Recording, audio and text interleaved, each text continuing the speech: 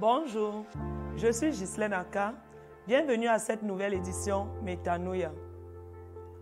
Nous échouons dans notre vie de couple simplement parce que nous voulons faire paraître ce que nous ne sommes pas véritablement aux yeux des autres.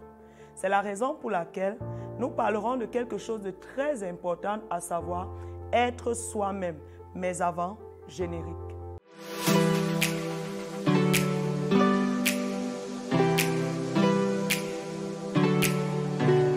Comme je le disais précédemment, nous parlons d'être soi-même. Aujourd'hui, nous voulons être ce que les autres veulent que nous soyons. Beaucoup de personnes essayent d'être la femme que le mari attend d'elle et les hommes aujourd'hui aimeraient être à l'image de leur femme.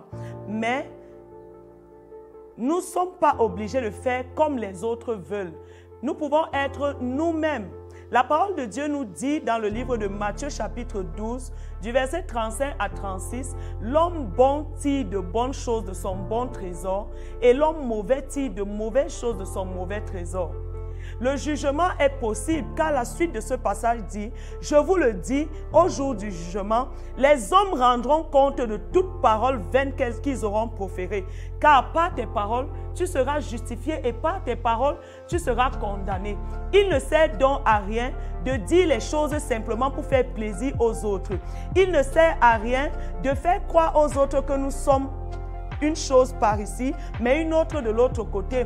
Car Jésus seul a le pouvoir de transformer l'homme depuis l'intérieur pour l'extérieur.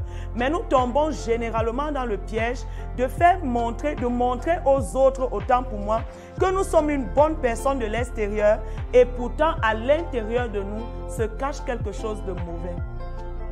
Tu peux être cette bonne personne parce que Jésus est celui qui a tout payé pour toi. Ne sois pas renfermé sur ce que les autres disent à ton sujet. Ne sois pas focalisé sur tes défauts.